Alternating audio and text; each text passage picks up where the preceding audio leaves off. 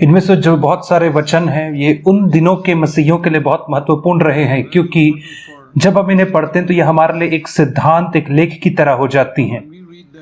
क्योंकि हम उन पहली शताब्दियों की मसीहियों के समान सताव का सामना नहीं कर रहे हैं, जिन्हें बहुत बड़े सांत्वना की आवश्यकता होती थी।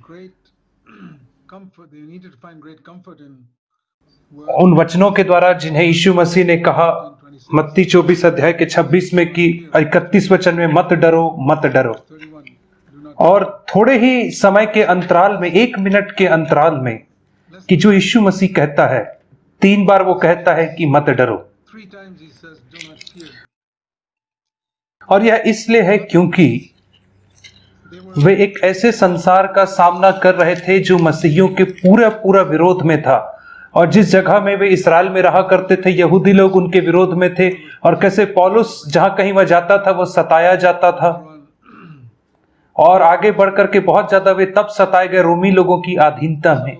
और इसलिए परमेश्वर ने इन सारी चीजों के लिए उन्हें एक तैयारी का समय दिया, और इस वचन के द्वारा उन्हें यह आश्वासन दिया कि परमेश्वर उनकी ज्यादा चिंता करता है बजाय चिड़ियों से बढ़ करके। और उन्हें यह कह के सांत्वना दे कि उन्हें कोई छू नहीं सकता, उनके सिर के सब बाल भी गिने गए हैं, परमेश्वर की अनुमति के बिना कोई उन्हें स्पर्श नहीं कर सकता है। यह बहुत ही महत्वपूर्ण बात है हमारे लिए भी कि हम इसे याद रखें। हम नहीं जानते हैं कि आने वाले दिनों में क्या होगा, और हो सकता है कि यह सताव ना हो जिसे, परंतु बहुत सारे मसीही लोग कोरोना वायरस के डर में जीवन जी सकते हैं, या इस डर में कि वायरस आकर के उन्हें स्पर्श कर जाएगा, और वो बहुत सावधान और सतर्क रहते। उन्हें डर लगता है कि इतनी सावधानी बरतने के बावजूद भी यह आ सकता है, इसलिए कहीं ना कहीं भय का एक अंश रह जाता है। इसलिए यह हमारे लिए बहुत ही महत्वपूर्ण है। हम क्योंकि इन दिनों में कोई सताव का सामना नहीं कर रहे हैं, परंतु ये छोटी छोटी बातों को हम डर सकते हैं, और इसलिए हमें सचमुच में परमेश्वर के ऊपर भरोसा रखने के हमारे सिर के बाल भी सब गिने हुए हैं, और हमारा मूल्य अनेक गौरैयों से बढ़ करके है। और हम कभी कभार ही भूमि पे गिरी हुई किसी गौरैया को देखते हैं। मुझे तो कभी स्मरण ही नहीं आता कि कब मैंने अपने जीवन में आखिरी बार देखा होगा कि भूमि पे एक गौरैया मरी हुई पड़ी है। और जब यीशु मसीह ने कहा कि वो गौरैयों की इतना चिंता करता है, तो कितना बढ़ करके वो आपकी चिंता क्यों ना करेगा। और 29 वचन में कहता है कि तुम्हारे पिता की इच्छा के बिना एक गौरैया भी भूमि पर नहीं गिरती है। कितनी अद्भुत बात है। जैसे हम इन वचनों के विषय में सोचते हैं कि जितनी जो चिड़ियाएं हैं, पशु पक्षी हैं, परमेश्वर जानता है कि उनके साथ क्या हो रहा है। तभी तो उसने गौरैया का उदाहरण लिया, क्योंकि वह तो सबसे छोटी और एक ऐसी सस्ती सी चिड़िया है जो 1 पैसे में बिकती है, जिसे कोई मूल्य भी नहीं जानता है। और यह हमारे लिए बहुत ही सांत्वना का कारण है। और यूहन्ना 7 के 30 में 30 वचन में एक वचन है जिसे यीशु मसीह ने कहा, और केवल एकमात्र कारण जिसके वजह से वे उसे नहीं पकड़ पाए थे वह यह था कि उसकी घड़ी नहीं आई थी। इसलिए नहीं कि वे उससे ज्यादा बलवान नहीं थे, उनके पास तो बड़े बड़े सेना के सैनिक लोग थे जो उसे पकड़ने को आते थे, परंतु वे उसे इसलिए नहीं पकड़ पाए क्योंकि उसकी घड़ी नहीं आई थी। और इसलिए हमें इस विश्वास को अपने सारे संगी विश्वासियों के अंदर उनके दिमाग में डाल देना है। यदि आप परमेश्वर के साथ चल रहे हो और इस संसार में आपकी केवल लालसा है कि उसकी इच्छा को पूरी करें, और आपके जीवन की योजनाओं को जो उसने बनाई उसे पूरी करें, जो उसने आपके माता के गर्भ में ही से बना के रखी है, तो कोई भी चीजें आपको नहीं छू सकती जब तक कि आपका समय नहीं आए। एक ऐसा मनुष्य जो परमेश्वर की इच्छा में चलता है और उसकी कोई और दूसरी लालसा नहीं है परमेश्वर की इच्छा के बाहर, वह अमर है। तब तक अमर है जब तक कि उसके जीवन का कार्य पूरा नहीं होता। कोई सताव, कोई बीमारी उसे नहीं छू सकती है। और अद्भुत बात है। और हम कहेंगे हमारे बच्चों के विषय में क्या। और जब एक व्यक्ति धर्मी होता है, बाइबल कहती है नीति वचन की पुस्तक में कि जो धर्मी का वंश है वो आशीषित होता है। और दाऊद ने कहा भजन संहिता 37 के 25 वचन में, मैंने कभी भी धर्मी व्यक्ति को त्यागा हुआ और उसके वंश को ना ही टुकड़े मांगते देखा है। और एक बाड़ा रहता है जो हमारे परिवार के आस ऊपर भी रहता है, जब हम धर्मी रहते हैं और खराई से चलते हैं, और जब हम सर्वप्रथम परमेश्वर के राज्य की खोज करते हैं और उसके धार्मिकता की अपने जीवन में खोज करते हैं, और तब वे सारी चीजें जो हमें आवश्यकता होती हैं, स्वास्थ्य और सुरक्षा हमारे लिए और अधिक बढ़कर के हमारे बच्चों के लिए, और मैं कह रहा हूं कि इस पेंडेमिक के समय में, इस महामारी के समय में सुरक्षा परमेश्वर कह रहे हैं कि यह बहुत ही महत्वपूर्ण है। जब आप पढ़ते हैं अनेक स्थल जहां पे यीशु मसीह ने कहा यदि तुम्हारे पास विश्वास है तो ये होगा, और मैं देखता हूं अनेक बार, और कोई व्यक्ति ऐसा सोच सकता है कि उन दिनों में जब कोई व्यक्ति गलील के झील में आर पार जा रहा है और तूफान आ रहे हैं, तो ये बहुत ही सामान्य सी बात थी, यहां तक कि मछुआरे लोगों के लिए, कि वे नदी के बीच में, झील के बीच में डूब सकते थे। परंतु जब यीशु मसीह उठ करके उसने आंधी तूफान को शांत किया, उसने यह नहीं कहा कि तुम्हारे लिए आम बात है कि इन आंधी तूफान में पड़ना, परंतु उसने यह कहा कि तुम डर क्यों गए, तुम्हारा विश्वास कहां रहा।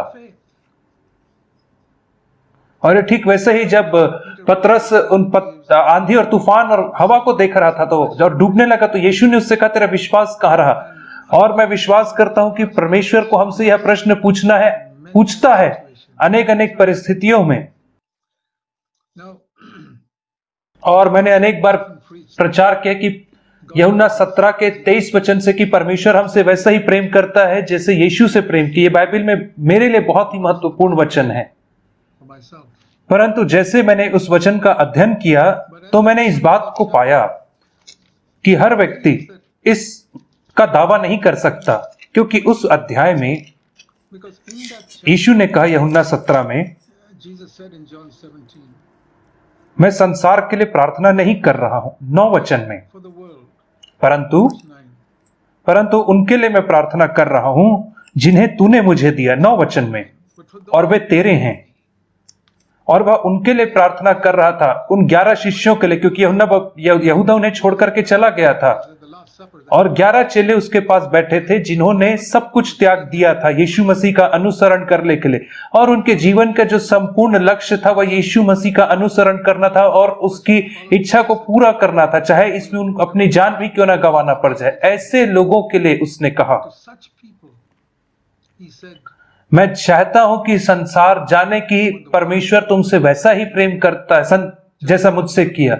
और एक सांसारिक मसीही के लिए आज जिसका लक्ष्य है पैसा कमाना और सुख विलासता से रहना, यदि वो ऐसी प्रतिज्ञा का दावा करेंगे तो वे उसके लिए हास्यास्पद होगा। और हमें पूछना है कि यीशु मसीह ने इस प्रतिज्ञा को किससे कहा है, और यदि मैं उसी योग्यता को पूरी करता हूं तो यह मेरे लिए भी लागू होती है। मुझे एक शिष्य होना है। और वापस हम मत्ती 10 अध्याय में आते हैं। हम यहां पे पढ़ते हैं जैसे यीशु मसीह ने कहा, 34 वचन, ऐसा न सोचो कि मैं संसार में मेल कराने आया हूं, मैं तलवार चलाने आया हूं। और बहुत सारे लोग यीशु मसीह को शांति का राजकुमार करके जानते हैं। धन्य है वे जो मेल कराने वाले हैं, क्योंकि वे परमेश्वर के पुत्र कहलाएंगे। और सारे मनुष्यों के साथ शांति और मेल मिलाप से रहो, जिसके बिना कोई परमेश्वर को नहीं देख सकता। इब्रानी 12-11 वचन। और इन सारी चीजों की जो बराबरीकरण है वो इस वचन के साथ किया जा सकता है, तराजू में रख करके, कि मैं मेल कराने नहीं परंतु तलवार चलाने आया हूं। एक ऐसी तलवार जो पिता को उसके पुत्र से अलग करती है, बेटी को मां से, सास को बहू से, क्योंकि मनुष्य के बैरी उसके घर ही के लोग होंगे। और मैं भारत में अनेक लोगों को जानता हूं, अनेक अन्य जाति परिवार से, और हजारों हजार जो अन्य जाति से आए हुए हमारी कलीसिया में लोग हैं जिनके लिए ये वचन बिल्कुल सत्य है, क्योंकि उनके बैरी उनके घर के अंदर के ही लोग हैं, और उन्हें वहां पे स्टैंड लेना पड़ता है, सामना करना पड़ता है, अपने माँ बाप का सामना करना पड़ता है अनेक परिस्थिति में। और मैं जानता हूं कि पहले मसीहियों के लिए भी यह बात सत्य रही होगी, और यह हमारे लिए भी लागू होती है। यदि हमारे माँ बाप हमें मसीही बुलाएं इत्यादि, इसके बावजूद भी यह बात सत्य है कि कोई भी यीशु मसीह का शिष्य तब तक नहीं हो सकता जब तक कि एक तलवार उसके और उसके माँ बाप के बीच में ना आए। और वो अनुमति ना दे अपने माँ बाप को कि उसे बताए कि उसे क्या करना है, या अपने माँ बाप को जिस रीति से वो परमेश्वर की इच्छा को पूरा करता है उसमें दखल अंदाजी करने ना दे। और एक मनुष्य तब तक मेरा शिष्य नहीं हो सकता, यीशु ने कहा, जब तक वो अपने माता पिता, बाल बच्चों, पति पत्नी को अप्रिय न जाने। और यही वह तलवार है जिसे यीशु मसीह लेकर के आए, और हर कोई इस वचन को ग्रहण नहीं करता है। बहुत सारे लोग कहते हैं कि ये तो हमारे प्रिय लोग हैं, हमारे बाप बाप ने बचपन से हमारा ख्याल रखा तो हमें उनसे प्रेम करना है।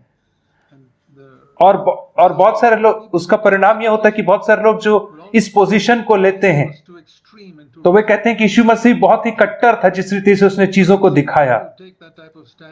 पर मुझे लगता है कि हमें सब लोगों के साथ शांति से रहना चाहिए, ऐसा लोग कहते हैं।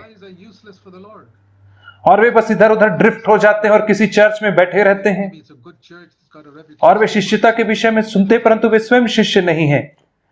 और वे कलीसिया की महिमा के साथ बहते चले जाते हैं, उसकी शिक्षा के साथ बह जाते हैं, परंतु वे स्वयं कभी शिष्यता के स्तर में नहीं पहुंच पाते हैं।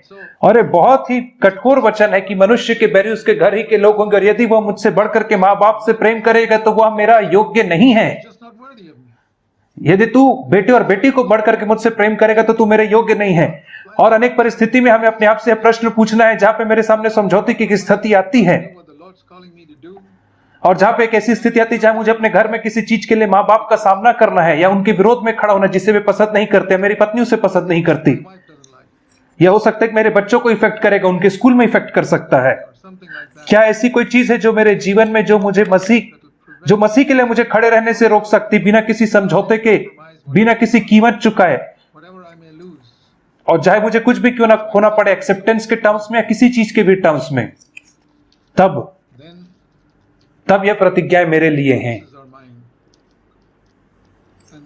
और इस अध्याय के अंत में जो वचन पाए जाते हैं वहां पे लिखा है कि वह जो तुम्हें ग्रहण करता है मुझे ग्रहण करता है, और जो मुझे ग्रहण करता है वह उसे ग्रहण करता है जिसने मुझे भेजा है। इसके बावजूद भी जो हर मसीही है, क्या हर विश्वासी इसका दावा कर सकता है कि जो मुझे ग्रहण कर रहा है वो प्रभु यीशु मसीह को ग्रहण कर रहा है, और जो मुझे ठुकरा रहा है वो प्रभु यीशु मसीह को ठुकरा रहा है? और ऐसा ही होना चाहिए, और ऐसा तब यदि हम पूरे हृदय से, कट्टरता से यीशु मसीह के शिष्य हैं, जो शिष्यता की सारी शर्तों का पालन करते हुए आ रहे हैं। जैसा वो यहाँ पे कह रहा है इस वचन में, 38 वचन में, क्रूस उठाने के विषय, प्रतिदिन क्रूस उठाते हुए, ऐसा ही व्यक्ति इसका दावा कर सकता है जिसने अपने और अपने आत्म के जीवन के बीच में एक तलवार को गिरा दिया, अपने और अपने परिवार के जनों के बीच में तलवार को गिरा दिया। ऐसा ही व्यक्ति, उसके लिए यह बात सत्य है।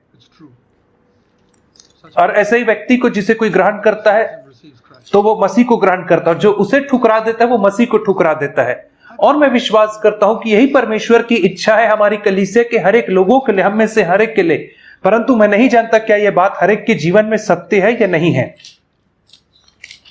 कि क्या हमने वाकई में शिष्यता के शर्तों को पूरा किया है।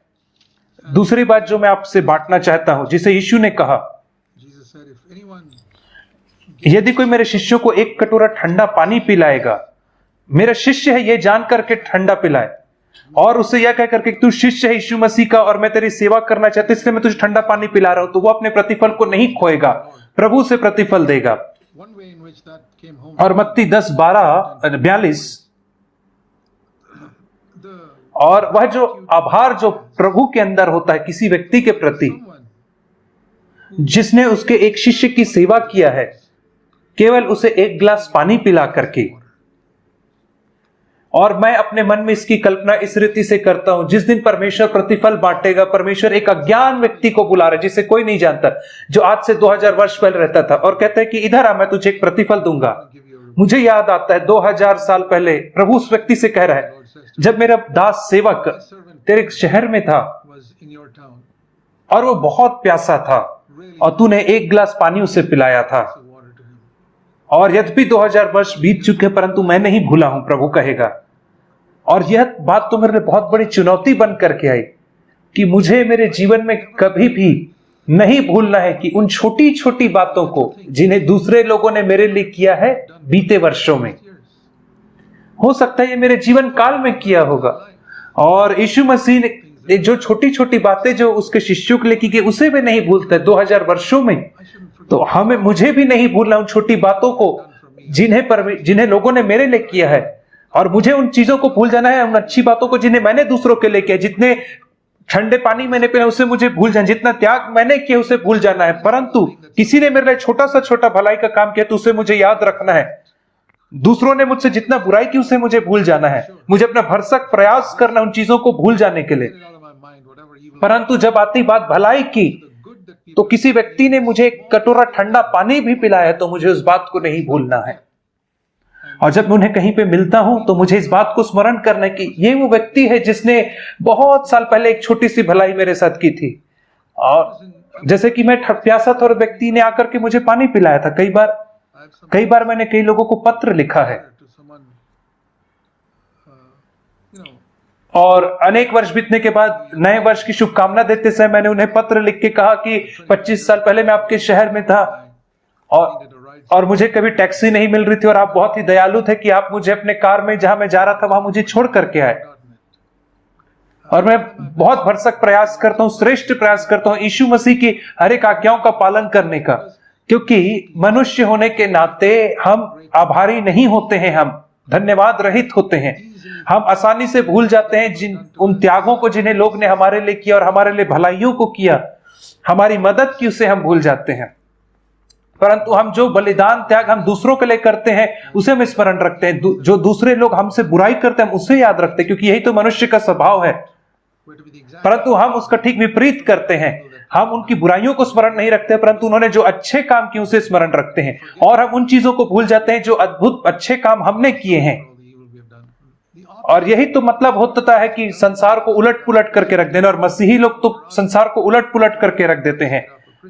और मसीही वो होता है जो उल्टी दुनिया में खराई से चलता है। और यहां तो अद्भुत बातें हैं इस अध्याय में।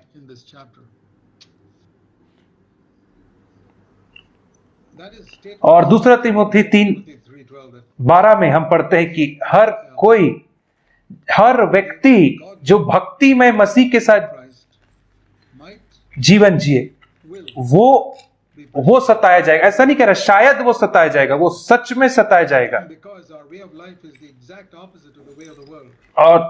और दो प्रकार के सताव हैं जिन्हें यीशु मसीह ने मत्ती 5 अध्याय में कहा है।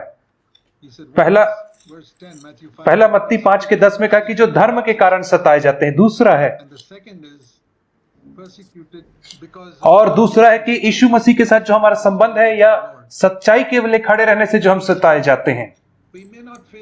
और यूनाइटेड स्टेट्स में हम परमेश्वर के लिए खड़े रहने के द्वारा नहीं सताए जा सकते हैं, परंतु दूसरी कलीसिया हमारा विरोध कर सकती है, जो स्टैंड हम लेते हैं सारे बेबीलोनियन क्रिश्चियनडम के प्रति। और यदि ऐसी कलीसिया में आपके कोई रिश्तेदार हैं तो वे आपको सता सकते हैं। परंतु धार्मिकता के लिए जो सताए जाते हैं, यह जो होता है यह ऑफिस में हो सकता है, जहां पे हम सही चीज के लिए खड़े होते हैं। मुझे स्मरण आता है एक बार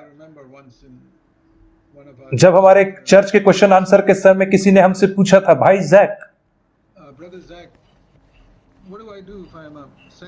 यदि मैं अपने बॉस की सेक्रेटरी हूं और मेरा बॉस मुझसे कह रहा है, फोन बज रहा है और उससे कह दे कि तेरा बॉस यहां नहीं है, तो मैं क्या करूं?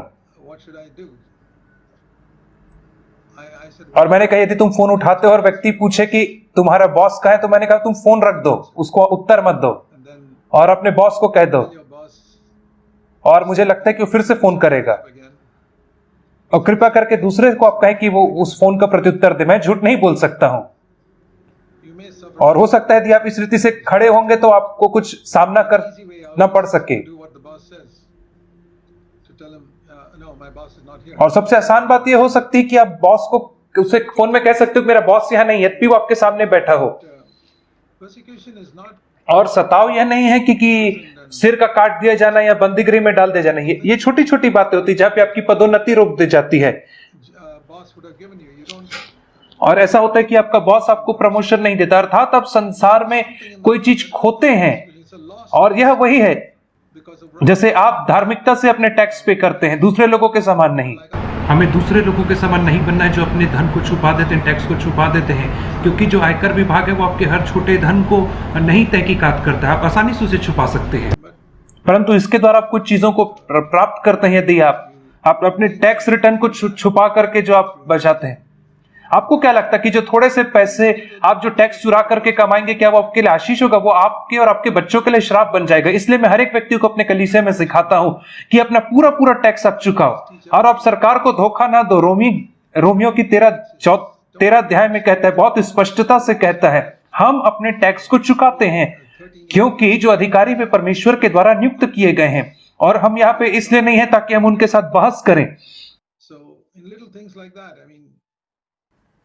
और भी बहुत सारी बातें हो सकती हैं आपके कार्यस्थल में या आपके व्यापार की जगह में, और अनेक तरीके में जहां पे आप सच्चाई के लिए जहां पे आप खड़े होते हैं, तो आप दूसरे लोगों से सताव को, एक विरोध को सह सकते हैं। जो आप जो कर रहे हैं उसे वे पसंद ना करें। हो सकता है आपके ऑफिस में हर व्यक्ति गलत काम कर रहा है और आप उसके विरोध में खड़े होते हैं। मुझे स्मरण आता है भारत देश में जहां पे जो फैक्ट्री के सारे कर्मचारी होते थे वो हड़ताल में चले जाते थे, परंतु यह धार्मिक तरीका नहीं है। और हमारे कलीसिया के एक भाई ने कहा कि मैं इससे सहमत नहीं होता, मैं स्ट्राइक में नहीं जाऊंगा, और वो काम में गया और उन्होंने उसे पकड़ा और उसे मारने के लिए दौड़ाए, तो उसे इधर से उधर भागना पड़ा।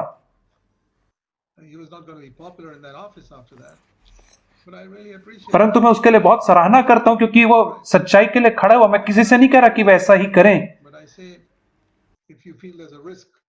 और ऐसा आपको लगता है कि यदि आपको दूसरे लोग मार देंगे या पीट देंगे तो आप ऐसी परिस्थिति में बुद्धिमानी से ये कर सकते कि आप ऑफिस ही ना जाओ। क्या मैं धार्मिकता के लिए यदि खड़े होकर के सताव सहने के लिए तैयार हूं, तो परमेश्वर मेरे साथ खड़ा होगा। और परमेश्वर उस भाई के साथ खड़ा रहा और उसको इससे एक अनुभव प्राप्त हुआ, और आपको वो अनुभव मिलेगा जो उन लोगों को नहीं मिल पाएगा जो आसान रास्ते का चुनाव करते हैं। और बहुत सारे तरीके हैं जहां पे आपकी समृद्धि खो सकती है, आपकी संपत्ति खो सकती है, या हमारे रिश्तेदार हमसे बातचीत नहीं करें क्योंकि हमने किसी चीज के लिए स्टैंड लिया, या अनेक प्रकार हो सकते हैं। परंतु हम इन सारी चीजों में आनंद मनाते हैं क्योंकि यीशु मसीह ने कहा इन सब चीजों के मध्य में तुम खुश हो, आनंद मनाओ।